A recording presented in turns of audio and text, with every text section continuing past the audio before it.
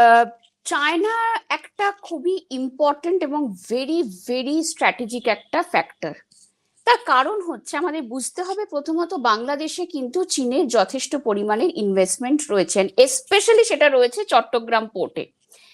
এবার এবার আমাদের বুঝতে হবে যে চায়না কেন এতটা ইম্পর্টেন্ট। তার কারণ হচ্ছে 2013 সালে শি জিনপিং একটি নীতি অবলম্বন করে যেটাকে বলা হয় বেল্ট অ্যান্ড রোড ইনিশিয়েটিভ। এবং এই নীতির মাধ্যমে শি জিনপিং মূলত দক্ষিণ এশিয়ার দেশগুলোর সাথে যে ধরনের ইনভেস্টমেন্ট করে চলেছে সেটা হচ্ছে মূলত ভারত মহাসাগরে চীনের নেভাল যে ক্যাপাবিলিটি সেটাকে বাড়ানোর জন্য। তার কারণ আমাদের বুঝতে হবে যে চায়নার যে এনার্জি রিকোয়ারমেন্ট অর্থাৎ তেল, এই তেলটা মূলত আসে মধ্যপ্রাচ্য থেকে, এবং মধ্যপ্রাচ্য থেকে ভারত মহাসাগরের রুট হয়ে কিন্তু সেটা চায়নাতে যায়। এবং চায়নার কাছে দেশ অর্থাৎ পাকিস্তান, বাংলাদেশ, শ্রীলঙ্কা এবং মায়ানমার, এই চারটে দেশ কিন্তু অত্যন্ত গুরুত্বপূর্ণ, কারণ এই চারটে দেশই কিন্তু চায়নাকে রাস্তা করে দিতে পারে ভারত মহাসাগর অব্দি।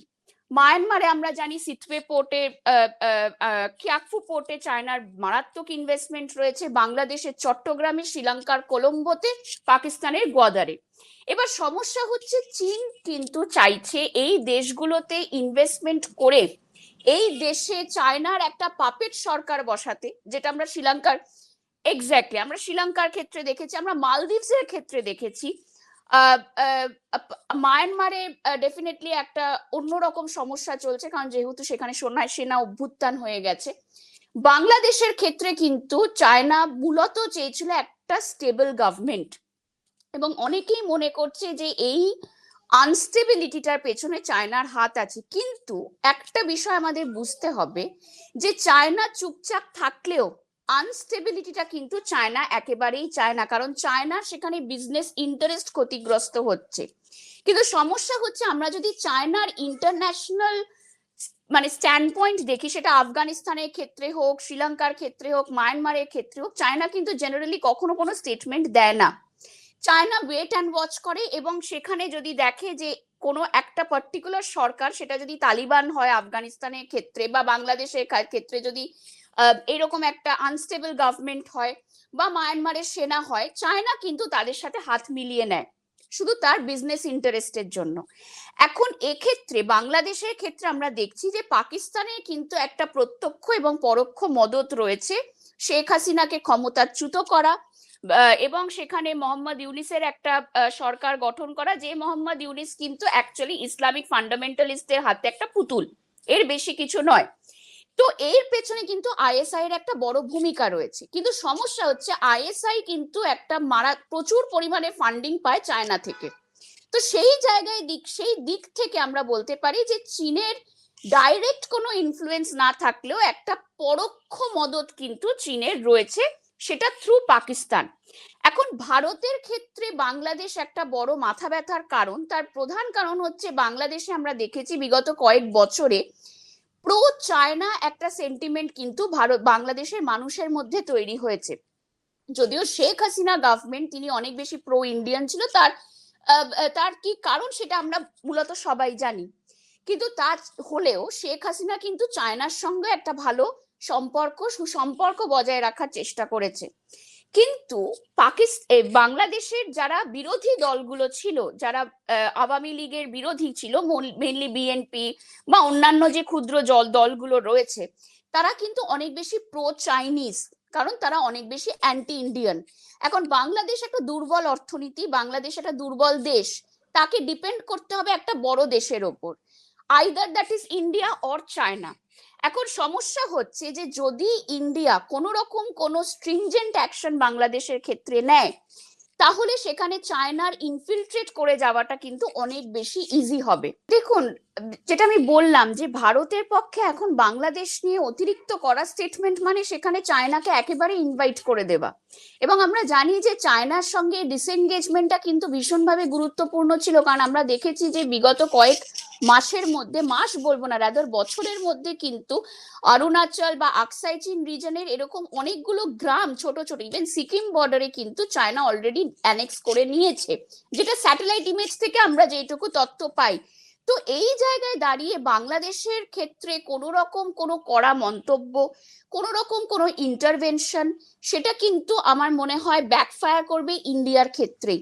চায়না কিন্তু অনেক বেশি ওয়েট অ্যান্ড ওয়াচ অবজার্ভ করবে। যদি দেখে যে ইন্টারিম গভর্নমেন্টই থাকছে এবং সেখানে ইলেকশনে আওয়ামী লীগ আসছে না, চায়না কিন্তু নিজেকে মোল্ড করে নিতে পারবে। চায়না কিন্তু এই সরকারের সাথে বা বিএনপির সঙ্গে হাত মিলিয়ে নিতে পারবে।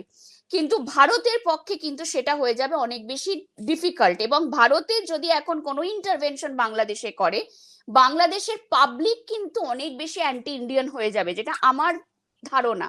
আমার মনে হয় যে সেটা কিন্তু ভারতের যদি দক্ষিণ এশিয়া রাজনীতি বলেন বা বিদেশ নীতি বলেন, সেটা কিন্তু ভারতের জন্য একেবারেই ভালো হবে না।